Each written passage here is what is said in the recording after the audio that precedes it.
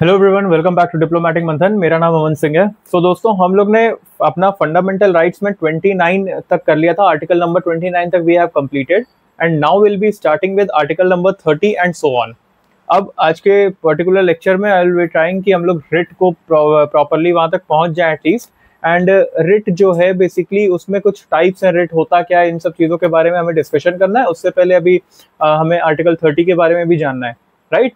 30 पढ़ेंगे, फिर उसके बाद we will be moving to 32। बीच में 31 जो है वो पता है ना कहाँ गया, मैंने इतनी बार लेक्चर में डिस्कशन किया है, right. So let's start with अपना आर्टिकल नंबर 30। अब आर्टिकल नंबर 30 क्या होता है, इसके बारे में जानना है। Definitely it is related to आपका this right to particular, sorry 32 is related to right to particular constitutional remedies. उसके बारे में हम लोग को देखना है and we will be studying upon this only, right. हम लोग धीरे धीरे जो आगे बढ़ रहे हैं उसमें द थिंग इज कि आपको शॉर्ट लेक्चर्स में काफ़ी चीज़ें समझ में आ रही होंगी, राइट। तो इस वजह से मैंने स्टार्ट कर दिया कि थोड़ा आपको क्रिस्प लेक्चर दूं बट थोड़ा इन्फॉर्मेटिव ज़्यादा हो, राइट। सो इस वजह से we are moving like this now. So let's start with our today's lecture. But उससे पहले अगर आपने अभी तक हमारा चैनल सब्सक्राइब नहीं किया है तो जल्दी से उसको सब्सक्राइब कर लीजिए सो दैट हमारे चैनल के नोटिफिकेशंस आपको टाइम टू टाइम मिलते रहें। सो लेट्स स्टार्ट। अब आर्टिकल 30, 29 याद है सबको? 29 में क्या हुआ था? आर्टिकल 30। अब देखो भाई, 30 क्या होता है ना, इसका अगर मैं आपको टेक्निकल भाषा बताऊं तो it basically deals with minority community only. It deals with minority fundamental rights of minority community to establish and administrate their particular educational institution. It deals with just a second, fundamental rights of minority communities, minority communities, minority community related to their administration and establishment of their educational institution, related to establish and administer क्या? educational institution, educational institution, right. अब it particularly classifies as minorities on the basis of religion also. So it classifies, ये भी लिख लो, like for language या religion के base पे ये classify करता है, classifies आपका माइनॉरिटी के बहुत सारे बेसिस थे ना कि भाई माइनॉरिटी आप बहुत सारे उसमें हो सकते हो। जैसे एग्जांपल कि आई am Hindi speaking, I will be minority in Maharashtra, I will be minority in Gujarat, I will be minority in Kannada speaking states. समझ में आ रहा है? तो लैंग्वेज के बेस पे देखा जाए तो I will be minority there, उसी के बेस पे ये बता रहा है। It classifies minority on the basis of what? Religion and what? Language. ये दो एक क्राइटेरिया है इस पर्टिकुलर आर्टिकल में। आर्टिकल 30 जो है वो इन्हीं दो के ऊपर खेलता है, इन्हीं दो के ऊपर ये गेम खेलता है अपना। और ये किस तरीके से खेलता है अभी we will be discussing. See, it deals with fundamental rights of minority community. तो मतलब एक तरीके से ये किसका फंडामेंटल राइट है? This is fundamental right of minority community. Minority community का ये फंडामेंटल राइट है कि वो एजुकेशनल इंस्टीट्यूशन जो होता है उसको स्टैब्लिश कर सकते हैं, एडमिनिस्टर कर सकते हैं। अब देखो ये चीजें इंपॉर्टेंट होती जा रही हैं, right. These are getting important day by day. अब इसमें ये क्लासिफाई कैसा करता है? आपका पर्टिकुलरली कास्ट के बेस पे नहीं। You are not minority on the basis of your caste, you are not minority on the basis of your creed, race, इन सब पे आपको नहीं। यही आप माइनॉरिटी किस में हो गए? You will be minority on the basis of your religion और योर लैंग्वेज। एग्जाम्पल मैंने अभी आपको दिया that I am Hindu and if I go to Nagaland and all, अगर मैं नागालैंड में जाता हूँ तो वहां पे आई विल बी माइनॉरिटी ना, I will be minority definitely, क्योंकि वहां क्रिश्चियन ज्यादा है, right. So basically this is a thing. अगर मैं मान लो एग्जांपल दे रहा हूँ कि if there is a population of, there is a state और यहाँ पे 70% population is Muslims, 70% population is Muslim and I am Hindu. मैं अगर इस स्टेट में जानता हूँ तो मैं रिलीजन के बेस पे क्या रहूंगा? मैं माइनॉरिटी रहूंगा वहां पे, राइट। तो ये मेरा एक्सप्लेन करने का आपको तरीका था। और दूसरा, अगर लैंग्वेज की बात करें तो मैंने अभी आपको दो एग्जांपल अभी दिए कि मैं अगर मराठा की बात कर रहे हैं, अभी हम लोग इस लैंग्वेज पे तो इतना ज्यादा बवाल हुआ है यार, अभी यू आर सीइंग कि लैंग्वेज के ऊपर कितना ज़्यादा इशू आ रहा है, तो उस चीज़ को भी आप देख सकते हो। पॉलिटिकली भी ये बहुत ज़्यादा बढ़ गया, एक्सक्लेट हो गई चीज़ें। तो अगर लैंग्वेज के बेस पे मैं बात करूं, तो लैंग्वेज के बेस पे हम लोग क्या होते हैं, माइनॉरिटी होते हैं। अगर मैं being in north I speak Hindi, I am Hindi majority, भाई मेजरली मैं हिंदी ही बोलता हूँ, हिंदी और English. But if I talk about Hindi, so अगर मैं जाता हूँ आपके महाराष्ट्र में, तो there I will be what, on the basis of language I will be minority, not on the basis of Hindu Muslim. We are not divided on that particular, we are not talking about that particular things. We will be talking about language and religion only. अभी मैं language के बारे में बात कर रहा हूँ। If I go to Gujarat, मैं गुजरात में ऑफलाइन मेरी क्लासेस चलती हैं, तो वहाँ पे भी मैं काफ़ी ज़्यादा ये चीज़ अगर देखा जाए तो मेरे को भी बहुत ज़्यादा इशू होता है लैंग्वेज में। तो I am minority there in Gujarat, right. ये चीज़ें क्लियर है। तो इस चीज़ के बेसिस पे अब सोचो, I will be asking you one question.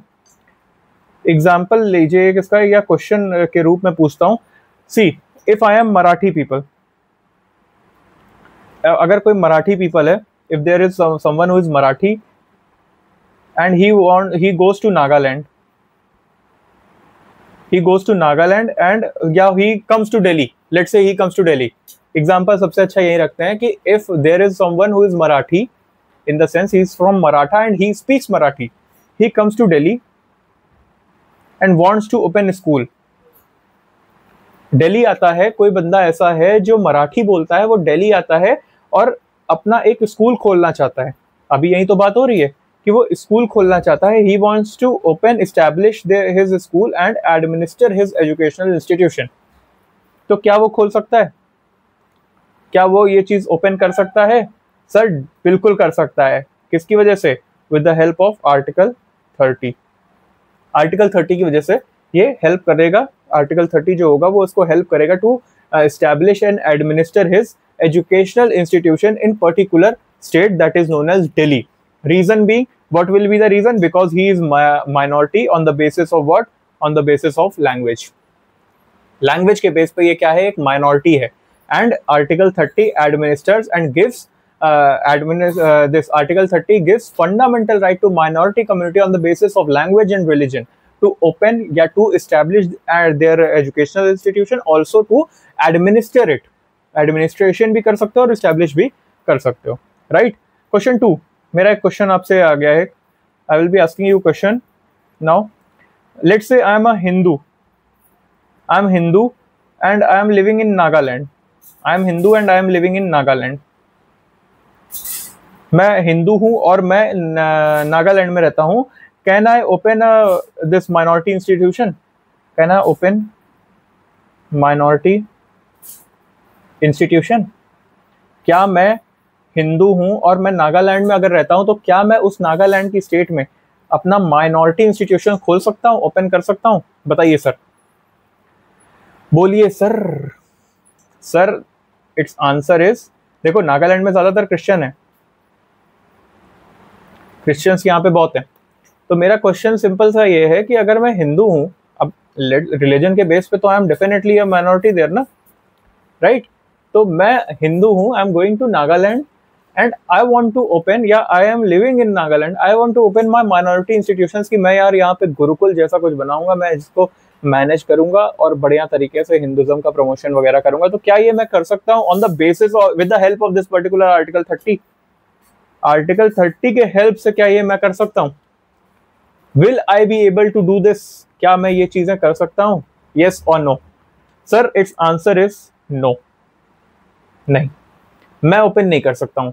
And what's the reason कि मैं क्यों नहीं ओपन कर सकता हूं? जबकि आर्टिकल 30 तो ये कहता है कि भाई अगर आप माइनॉरिटी हो तो आप डेफिनेटली, आपका फंडामेंटल राइट है कि आप अपना एजुकेशनल इंस्टीट्यूशन खोलिए, उसको एडमिनिस्टर करिए on the basis of language and religion. तो मैं तो हिंदू होकर रिलीजन के बेस पे ही तो खोलना चाह रहा था, तो क्यों नहीं अलाउड हुआ? Why this particular thing, discrimination? क्या ये डिस्क्रिमिनेशन है भी या नहीं? No sir, it's not discrimination. देखिए, इसलिए आप नहीं खोल सकते क्योंकि ये जो चीजें हैं ना, वो नेशनली देखा जाएगा। आप नागालैंड में तो माइनॉरिटी अपने आप को घोषित कर रहे हो, लेकिन अगर नेशनली देखो तो हिंदूज आर इन मेजॉरिटी। और मेजॉरिटी और माइनॉरिटी का डिस्कशन पिछले लेक्चर में अभी हम लोग ने किया था। तो यही चीजें हैं। कि अगर ऐसे देखोगे तो this is a particular thing जिसके ऊपर हमें बात करनी थी। ये चीजें आप समझ में आ गई, क्योंकि नेशनली हम लोग अगर बात करें तो यहाँ पे क्या चीज देखी जाएगी, यहाँ पे देखा जाएगा कि नेशनली क्या चल रहा है, नेशनली चीजें कैसी चल रही हैं, यहाँ पे ये देखा जाएगा, राइट। नेशनली किस तरीके से चीजें चल रही हैं, यहाँ पे इस चीज पे बात होगी कि भाई नेशनली आप क्या बात कर रहे हो।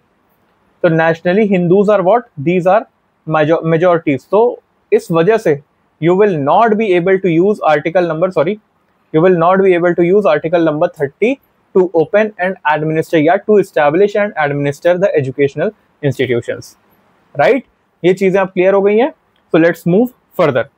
अब देखिए, बट एक चीज समझो, बट लैंग्वेज के बेस पे, मतलब लैंग्वेज वाली जो माइनॉरिटीज होते हैं, लैंग्वेज माइनॉरिटीज या linguistic minority, linguistic minorities are identified nationally and देखो ना, समझो, मैं यही तो कह रहा था आपसे कि भाई अगर मान लीजिए, अगर ऐसे समझिए कि मराठी पर्सन जो है, मराठी पर्सन दिल्ली में आके, अगर मराठी पर्सन दिल्ली में आके अपना एजुकेशनल इंस्टीट्यूशन खोलना चाहता है तो वो खोल सकता है, क्योंकि यहाँ पे he is using language as his criteria.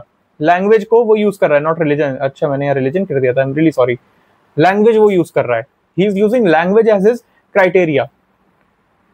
But यहां पे देखो, यहां पे मैं क्या कर रहा हूं, मैं अपना रिलीजन यूज कर रहा हूं। एंड रिलीजन जो होता है ना, रिलीजन इज सीन, रिलीजन जो होता है उसको देखा जाता है nationally, it is seen nationally. और जो लैंग्वेज होता है या लिंग्विस्टिक माइनॉरिटी होता है, मेरी राइटिंग पे मत जाना, अगेन एंड अगेन सिंग, मैं हर लेक्चर में कहता हूं please please please do not go on my writing. अगर तुम्हें कॉन्सेप्ट क्लियर हो रहे हैं 10-20-25 मिनट्स में तो डेफिनेटली वर्क ऑन दैट, उस पर ध्यान दो। ये मेरे अगेन मेरी राइटिंग पे मत जाना, लैंग्वेज शायद बोल दिया था मैंने। तो अगर राइटिंग पे जाओगे तो डेफिनेटली राइटिंग मेरी बहुत खराब है, राइट। मेरी राइटिंग ऐसे नहीं अच्छी बनती है। जब मैं प्रॉपर जब वो लेक्चर्स लेता हूँ जिसमें आपको एक flow chart and all geography जैसा कुछ बताना होता है, तब मैं बना के लिखता हूँ कि हाँ भाई ठीक है, चलो समझने की नीड है, तुम्हें बनाना भी ऐसे पड़ेगा। बट यहाँ पे I am explaining you everything, and if I am explaining you, I will not be focused कि मेरी राइटिंग अच्छी हो ना, I will be focused on कि कैसे तुम्हें कितना इजीली मैं क्या चीज समझा सकूं, राइट। सो प्लीज वहां पे आई वुड से कि भाई प्लीज उस पर ध्यान मत देना, just focus on this particular thing और कॉन्सेप्ट समझो। कहने का सिंपल मीनिंग यहाँ पे ये है कि रिलीजन जो होता है उसको नेशनली काउंट किया जाता है। जैसे हिंदू जो है वो नागालैंड में जाएगा तो उसको देखा जाएगा कि क्या हिंदू इंडिया में नेशनली, इंडिया में पूरे इंडिया में माइनॉरिटी है। If you are minority in India also, you can open, you can establish, you can administer educational institution. लेकिन अगर मान लो ऐसा नहीं है, नेशनली रिलीजन की बात कर रहा हूं, अगर ऐसा नहीं है तो definitely you will not be able to establish and administer your educational institution, correct, clear. लेकिन लैंग्वेज की अगर बात करूं मैं, लैंग्वेज की, ये जो होता है ना, ये नेशनली और स्टेट वाइज दोनों देखा जाता है, नेशनली एंड स्टेट वाइज ये दोनों देखा जाता है, राइट। तो यही इसी वजह से जो मराठी पर्सन था जो दिल्ली आया था, इस वजह से वो ओपन कर पाया, because he was taking a criteria of language. भाई मैं मराठी स्पीकिंग हूँ, I am coming here and I will be doing this, right. ये चीज बेस थी, करेक्ट है। तो अब अगर मैं बताऊं कि हिंदी स्पीकिंग कोई पर्सन है, वो जाता है अगर Orissa, Hindi speaking person goes to Gujarat and says कि मुझे यहाँ पे एजुकेशनल इंस्टीट्यूशन खोलना है और उसको एडमिनिस्टर करना है, तो बिल्कुल माइनॉरिटी एजुकेशनल इंस्टीट्यूशन बेसिकली, अगर वो आपको खोलना है तो definitely you can, right, you can. Hindi speaking goes to Gujarat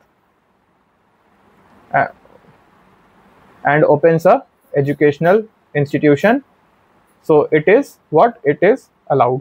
आप तमिलनाडु जाइए, उड़ीसा जाइए, गुजरात जाइए, बिल्कुल जाइए, you can do and go and administer your particular thing. आप अपना एजुकेशनल इंस्टीट्यूशन जो है उसको आप एडमिनिस्टर भी कर सकते हो, उसको एस्टैब्लिश करिए, एडमिनिस्टर करिए, उससे किसी को कोई प्रॉब्लम नहीं होगी।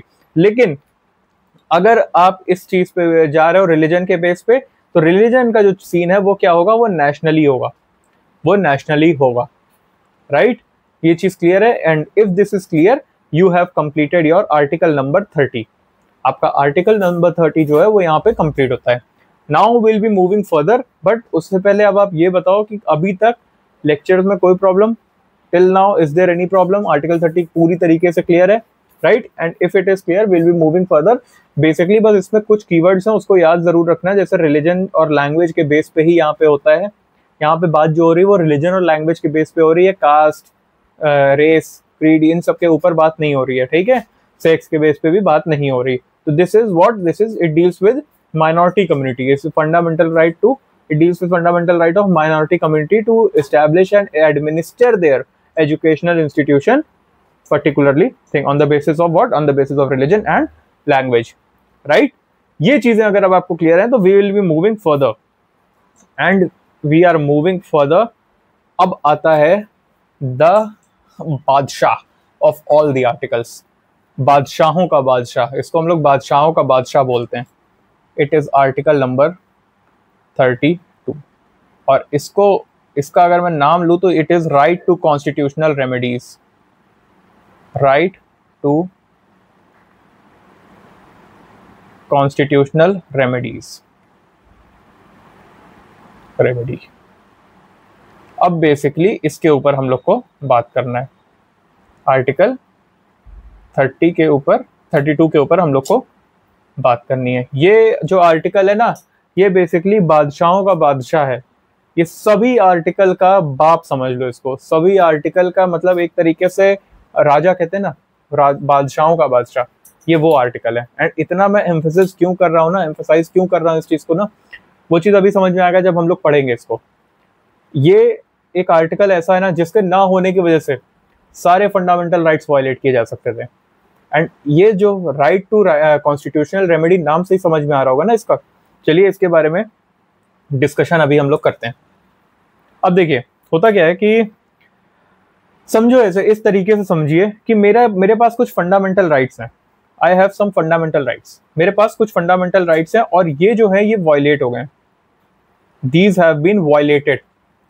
ये क्या हो गए? These have been violated. कुछ फंडामेंटल राइट्स हैं मेरे पास और वो क्या हो गए हैं? वो वायलेट कर दिए गए हैं। वायलेट कर दिए गए हैं किसी के द्वारा, बाय समबडी लिख देते हैं, बाय समबडी, किसी के द्वारा ये वायलेट कर दिए गए हैं। होता क्या है, अब वो समबडी कौन हो सकता है? सबसे पहली बात, ये जो समबडी है ये कौन हो सकता है? It can be my neighbour, मेरे घर के पड़ोसी हो सकते हैं, नेबर हो सकते हैं। ये somebody can be government of India, government भी कर सकती है, गवर्नमेंट ऑफ इंडिया। ये समबडी जो है ना ये कोई भी हो सकता है, इट कैन बी एनीवन, ये कोई भी वायलेट कर सकता है। भाई फंडामेंटल राइट और डेफिनेटली कोई भी वायलेट कर सकता है, राइट? ये चीज हो गई। लेकिन अब ये समझो कि अगर मेरे पास कुछ फंडामेंटल राइट्स थे, मेरे पास कुछ मूल अधिकार थे और वो वायलेट हो गए हैं, अगर मेरे पास कुछ फंडामेंटल राइट्स थे और वो वायलेट हो गए, तो अब क्या होगा? इसका सोल्यूशन क्या है? अब मेरे को मतलब वो आज़ादी, फ्रीडम, या आप कह सकते हो कि वो रिस्टोर कैसे होंगे? इसका सोल्यूशन क्या है? तो सोल्यूशन की बात अगर हम करते हैं, if we talk about solution, solution में हमारे पास क्या सोल्यूशन है कि मैं कहाँ जाऊंगा? मैं जाऊंगा किसके पास? I will see you in the court. ये लाइन सुनी है ना आपने, I will see you in the court. वो जॉली एलएलबी मूवी आई थी, उसमें ये चीज बोलता है कि सर आज भी लोगों को जुडिशरी पे इतना भरोसा है कि जब भी किसी का कुछ ऐसा हनन होता है तो क्या बोलता है कि आई will see you in the court. इतना कुछ होने के बाद भी, इतने केसेस पेंडिंग होने के बाद भी ये ट्रस्ट बना हुआ है जुडिशरी का, राइट? अब डेफिनेटली जिस तरीके से हमें जस्टिस वर्मा के घर पे वो जले हुए नोट्स मिले, वो थोड़ा सा क्वेश्चन मार्क जरूर लेके आता है। बट डेफिनेटली अभी अगर मैं बाय एंड लार्ज देखूं तो हमारे पास अभी भी क्या चीजें हैं? हमारे पास अभी भी देखने के लिए मिलता है कि भाई चीजें कुछ इस तरीके से हैं कि we will see you in the court. हम अभी भी सोचते हैं कि कोई बात नहीं, अगर ये नहीं हो रहा तो we have some door of court, court का रास्ता हमारे पास अभी भी खुला हुआ है, राइट? तो वही चीज, सोल्यूशन मेरे पास भी वही रहेगा, सिंपल सी चीज है। आई विल गो टू कहाँ? मैं डायरेक्टली लिखता हूँ सुप्रीम कोर्ट। और ये सुप्रीम कोर्ट क्या करेगा? सुप्रीम कोर्ट जाके मैं क्या बोलूंगा? मैं इनसे बोलूंगा कि सर मेरा जो राइट है वो वायलेट हुआ है, मेरा जो राइट है ना ये वायलेट हुआ है। और फिर इस पे ये लोग क्या करेंगे? इस पे they will issue some kind of what, they will issue, लिख देता हूँ यहाँ, they will issue some kind of, एक तरीके से समझ लो ऑर्डर, कुछ ऑर्डर देंगे या कुछ डायरेक्शन देंगे, या तो ये क्या देंगे? रिट। ये तीन चीज पे ये लोग काम करेंगे। मैं कोर्ट में जाऊंगा, मैं बोलूंगा कि सर मेरा वायलेट हुआ है क्या? Fundamental rights. जो मेरा फंडामेंटल राइट्स है वो वायलेट हुआ है, तो वो क्या करेंगे, they will issue some kind of direction, they will issue some kind of order, या they will issue some kind of writ. कुछ इस तरीके की चीजें ये लोग इशू करेंगे, ठीक है, यहां भी हम समझ गए। अब इन रिट की मदद से, with the help of these writs, इन रिट की मदद से क्या होगा, इन रिट की मदद से क्या होगा, Supreme Court will reestablish my fundamental right.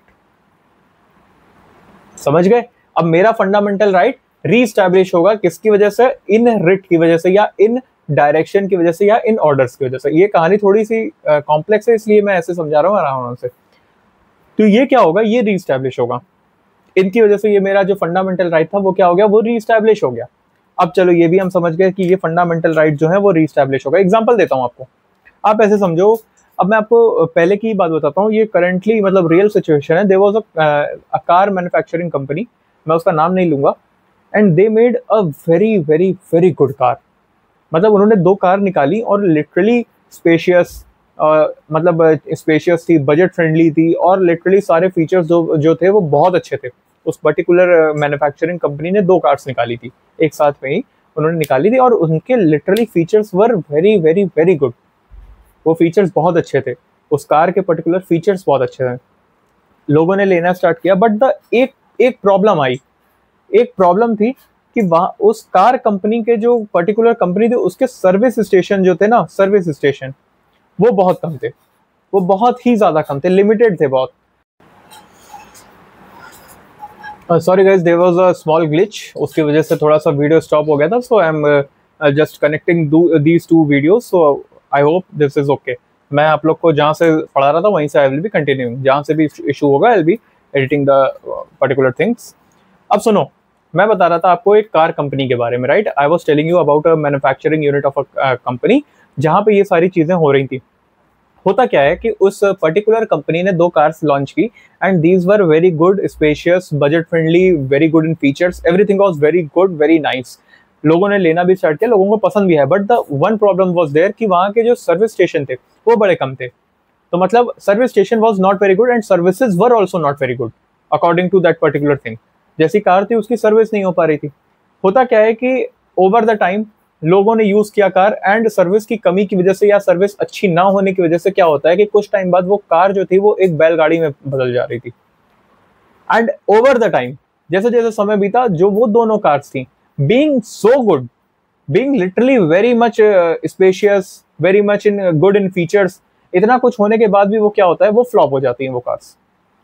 And reason क्या था, सर्विस स्टेशन वाज लेस। अब ऐसा ही कुछ हमारे साथ फंडामेंटल राइट्स में भी है।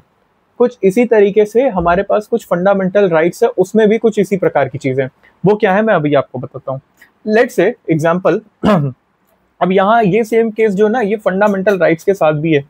अब fundamental rights are given you in part 3 of a constitution. Part 3 में आपके क्या है, फंडामेंटल राइट्स हैं। होता क्या है, इन फंडामेंटल राइट्स के थ्रू पार्ट 3 में आपको क्या क्या मिला है भाई, इक्वालिटी मिली है, इक्वालिटी मिली है, no discrimination, no discrimination, swelling पे मत जाना। Then we have right to religion. हमें ये सारी फंडामेंटल राइट्स मिली हुई हैं, लेकिन what if someone violates them, अगर इसमें क्या होगा, but if these rights are fundamental rights are violated by someone, तब क्या होगा। बट मैं इस पे लिखता हूं, बट अगर ये वायलेट हो जाती है, आई am really sorry, I was confused for that particular glitch only. तो मेरा कहने का मतलब है कि फंडामेंटल राइट्स आपको पार्ट 3 में दिया हुआ है, and it gives you all the things जो भी उसमें दिया है। लेकिन क्या ये राइट्स किसी भी यूज के हैं? अगर इसको कोई वायलेट कर दे, इसको अगर कोई वायलेट कर दे, इफ समवन violates them,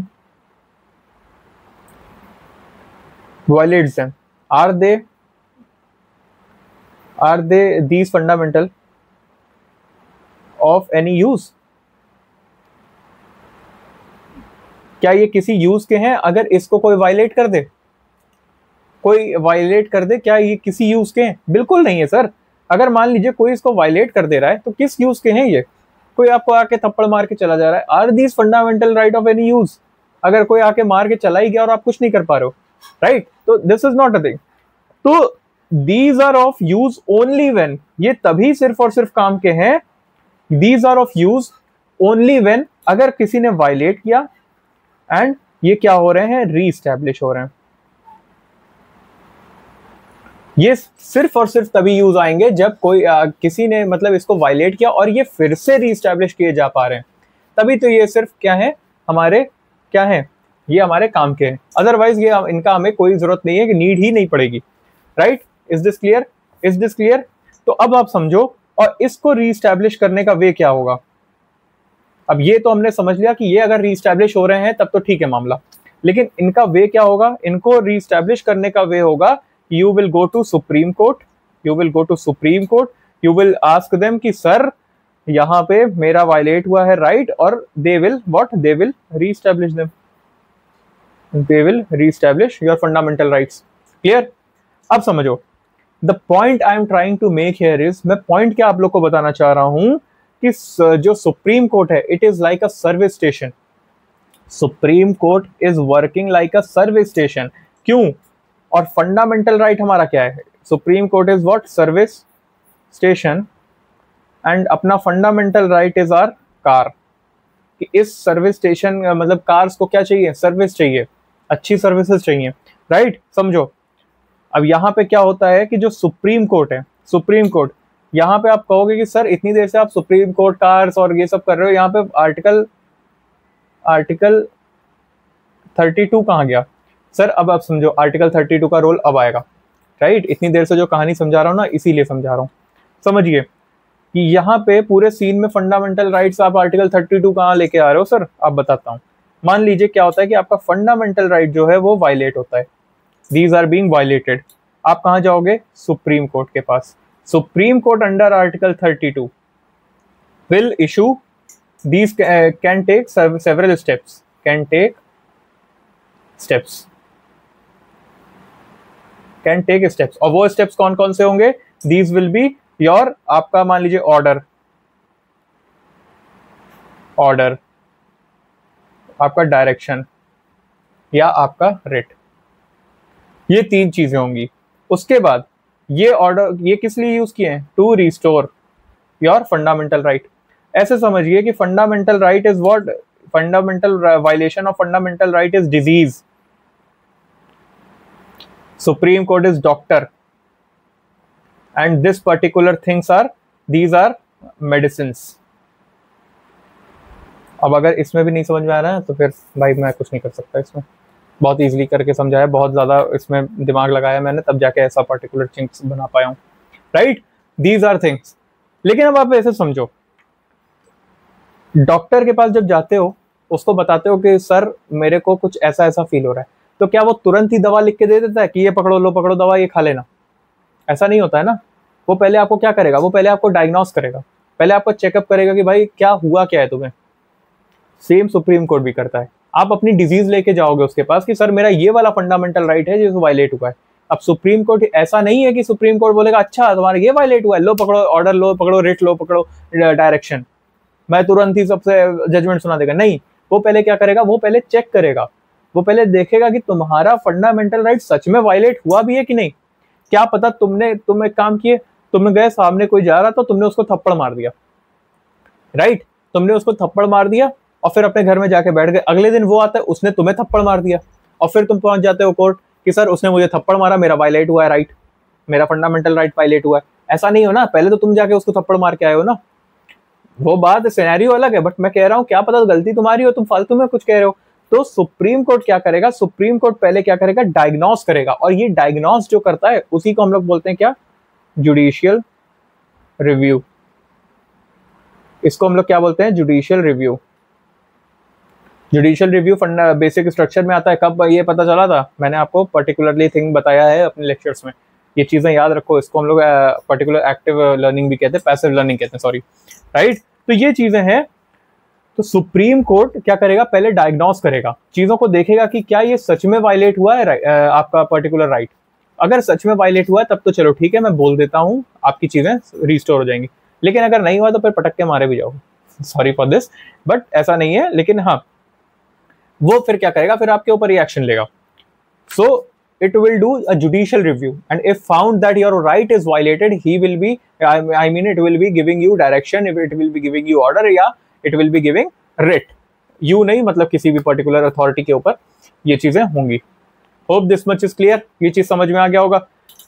अब समझो डायरेक्शन और ऑर्डर, ऑर्डर एंड डायरेक्शन तो आर क्लियर कि ऑर्डर दे दिया, डायरेक्शन दे दिया कि ये करो। ये रिट क्या है सर, ये रिट क्या है? अब ये रिट क्या है, रिट, रिट क्या है, what is this writ, writ क्या चीज है, व्हाट इज दिस रिट? अब ऐसे समझिए, अभी पर्टिकुलरली मेरे सामने दिस पर्टिकुलर थिंग में मेरे सामने दो लोग बैठे हुए हैं, राइट? ये लेक्चर रिकॉर्ड करने एंड ऑल के लिए, सारी टेक्निकल इश्यूज देखने के लिए दो लोग सामने बैठे हुए हैं। अब ऐसा समझो कि मुझे इन लोग को बोलना है, मैं नहीं चाहता हूँ कि ये इस रूम में रहें, इस पर्टिकुलर स्टूडियो में ये रहें, मैं ये नहीं चाहता हूँ। मैं इनसे ऐसा कह सकता हूँ कि please everyone leave from here, you both leave from here, I am having a problem, आप लोग यहाँ से बाहर निकलो, मुझे प्रॉब्लम हो रही है, right? Instead of saying this particular line कि भाई आप लोग यहाँ से बाहर निकलो, मुझे दिक्कत हो रही है, इस पूरे लाइन को कहने से अच्छा है मैं इन लोग से कह दूं तकलिया, तकलिया। मैं इन लोग से क्या बोलता हूँ, तकलिया। अब ये जो वर्ड है तकलिया, इसका मीनिंग इनको भी पता है, मुझे भी पता है कि भाई अब बाहर जाइए, इसका मीनिंग है कि आप बाहर जाइए। मैंने वन वर्ड यूज किया है, वन वर्ड यूज किया है तकलिया, कि आप बाहर चले जाइए यहाँ से, इसका मीनिंग ही है। अब इनको भी पता है, ये मुझे भी पता है, मेरे ये वर्ड सुनते ही ये लोग चले गए उठ के, समझ गए? ये मैंने क्या यूज किया, ये मैंने रिट यूज किया, एक तरीके का, एक मैंने रिट यूज किया है टू टेल देम कि भाई ऐसा है ना, बाहर जाइए अभी आप लोग, मुझे क्या हो रही है, दिक्कत हो रही है, राइट? तो ये चीजें हम लोग ने समझी कि ये क्या था, एक तरीके का रिट था, दिस वॉज अ रिट।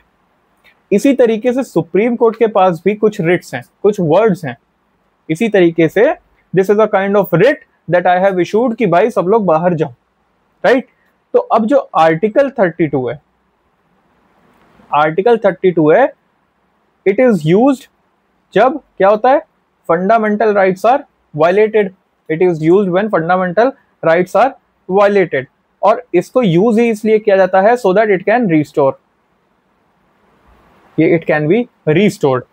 सो अब the question is, main question यहाँ पे ये है, इसका मेन क्वेश्चन ये है, क्वेश्चन आप समझो इसको इस तरीके से समझो, question I am asking you a question from this article 32, article 32 is empowering, empowering whom, you और सुप्रीम कोर्ट। जो आर्टिकल 32 है वो किसको एम्पावर कर रहा है, आपको या सुप्रीम कोर्ट को? आर्टिकल 32 जो है ये किसके लिए है, सुप्रीम कोर्ट के लिए या आपके लिए? This is for whom, this is for you और Supreme Court? Sir this is for both, ये दोनों के लिए है, it is for both of them, ये दोनों के लिए होता है। कैसे, आप इसको समझिए किस तरीके से। पहला, first, article 32 gives power, gives you a power to go to Supreme Court, gives you power to go to Supreme Court। मतलब आर्टिकल 32 जो होता है वो आपको पावर देता है कि आप सुप्रीम कोर्ट जा सको, it go directly if fundamental rights are violated. तो सिंपल सा कहने का मतलब ये है कि अगर आपका फंडामेंटल राइट वायलेट हुआ है तो आर्टिकल 32 के तहत आप डायरेक्टली जा सकते हो, कहां पे, सुप्रीम कोर्ट। मतलब आपको ये जो सबऑर्डिनेट कोर्ट्स होते हैं इनके पास पहले नहीं जाना होगा। कोई भी केस होता है उसमें क्या होता है, पहले आपका सबऑर्डिनेट कोर्ट, फिर हाई कोर्ट, फिर उसके ऊपर ना सुप्रीम कोर्ट, राइट? लेकिन यहाँ पे ऐसा नहीं है, ये आपको आर्टिकल 32 के तहत पावर मिलती है कि आप डायरेक्टली कहाँ चले जाओ, डायरेक्टली आप सुप्रीम कोर्ट चले जाओ अगर आपका फंडामेंटल राइट वायलेट हुआ है। दूसरा, article 32 gives power to Supreme Court also. ये सुप्रीम कोर्ट को भी पावर देता है, Supreme Court to issue writ jurisdiction या order, to issue order to so that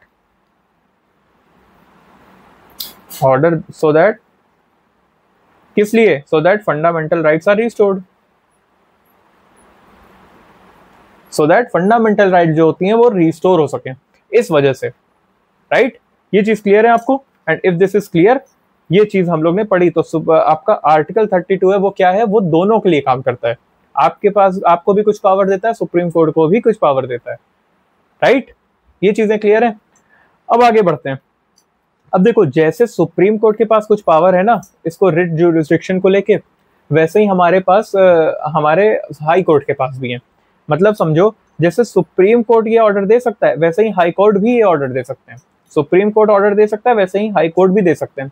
supreme court ये पावर, जो सुप्रीम कोर्ट के पास पावर है कि आप रिट ज्यूरिसडिक्शन को अपना अप्लाई करो भाई, उसको ऑर्डर दो, ये किस में दिया है? आर्टिकल दिया है 32 में। और यही पावर सेम टू सेम आपके पास किसके पास है? हाई कोर्ट के पास। ये दिया है आपका 226 में। This is given in article number 226, right. ये चीजें क्लियर है? And if this is clear, so हमारे पास ये चीजें आ गई हैं। With this we are moving to article number 32 clause 2, जिसमें क्या बताया है? It is what? It is writ jurisdiction, writ jurisdiction of Supreme Court. मतलब आर्टिकल 32 के तहत ये क्या है? सुप्रीम कोर्ट का रिट ज्यूरिसडिक्शन। भाई, writ jurisdiction of Supreme Court is under what? Under article 32, and writ jurisdiction of high court is under article 226। ये मैंने अभी आपको बताया, 226। और ये हमें किस में दिया है? आर्टिकल 13 क्लॉज 2 में। 13 क्लॉज 2 में हमें इसी के बारे में बताया। अब ये रिट ज्यूरिसडिक्शन क्या होता है? भाई, रिट ज्यूरिसडिक्शन का मतलब समझो power to issue writ, power to issue writ. समझ गए? Power to issue writ. अब ये जो कॉन्सेप्ट ऑफ हमारा रिट ज्यूरिसडिक्शन का कॉन्सेप्ट है,